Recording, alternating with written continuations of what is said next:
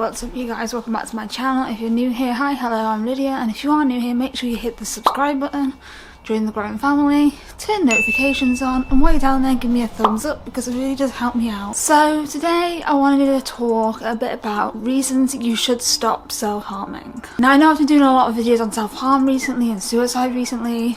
It's honestly just fallen that way, and they're all the video ideas I have. So any video requests, let me know in the comments down below. But before we get into the video, let's roll the intro.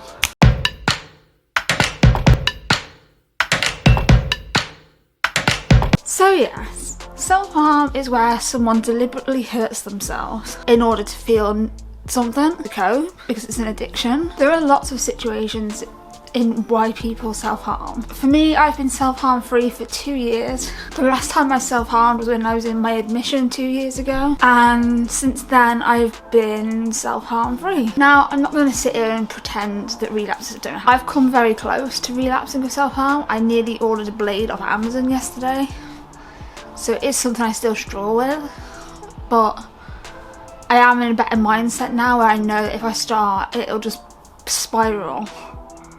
So I didn't buy the thing off Amazon and I didn't self-harm. But yeah, reasons why you should stop self-harming. Overcoming addiction is something that anyone should be proud of. And self-harm is an addiction. You become addicted to the feelings of it. But yeah, it's beating an addiction. And that's something you should be so proud of. I know for me, I'm cocaine. I was on that for about 2 years, and coming off it was the hardest thing I had ever done, but I did it, and now I am nearly 60 years clean from cocaine. Something I'm proud of. I'm not proud of the fact that I used to use cocaine, but I used it as a coping mechanism, and that's what addictions are. They're a way of coping with day-to-day life, which is why self-harm is an addiction. But overcoming that makes you so much more strong, and you'll be really proud of yourself if you manage to stop self-harming. Number 2, it's not healthy. Deliberately hurting yourself is damaging your health. Every time you say cut or burn or pull your hair, bang your head against the wall, you're causing damage to your body. If you cut or burn, you're prone to infections and sepsis and all other nasty things that we don't want to happen to you. You kickstart your recovery. You can't recover and say that you still self-harm, because you're not recovered. You're doing well in recovery and still self-harm. You can't enter recovery if you're still self-harming. Me, it took me a while to get used to the fact that I didn't have self-harm as a coping mechanism, and it turned me to other things, such as overeating, eating sugary things, which I'm diabetic to anyone who doesn't know. So I was damaging my health in other ways, which wasn't good. If you really want to recover, fight the impulse to self-harm. I promise you it is worth it, and you won't regret it. There's an aeroplane. I'm scared of them. And I'm flying 36 hours, so that's probably not a wise decision. But anyway, that's not what this video is about. Another thing when it comes to self-harm that is a good reason to stop is your friends and family.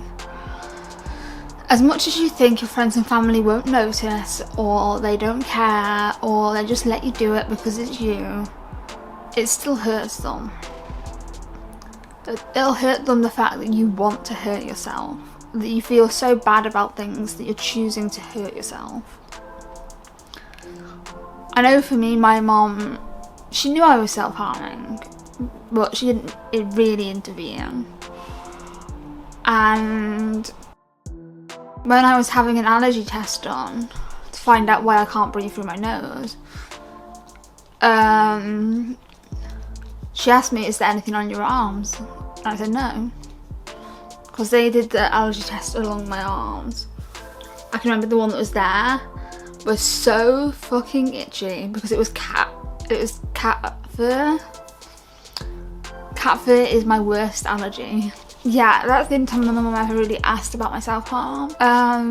When I was in hospital, she never asked if I was self-harming. I don't think. I can't remember a lot of the hospital. I used to have a friend who when we was younger, by younger I mean I was 21, so I was a lot younger. That's like 6 years. So yeah, it's been a long time. But we used to compare our self-harm on our arms, and we'd be like, oh, yours is worse, yours is worse, yours is deep, yours is superficial. And it turned into a competition. Now, why would you want to turn self-harm into a competition? I wish I could go back in time and slap myself, because honestly, what the fuck was I thinking? But yeah, those are just a few little bits about why you should stop self-harming. If you've got any more you'd like to add, comment them down below.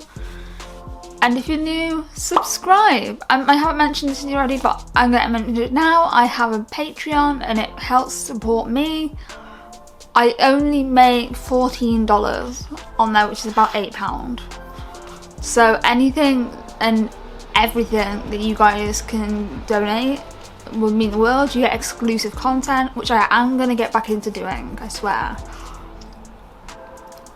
It's $3 a month and it helps me out a lot. Thank you for watching, and I'll see you in my next video. Peace.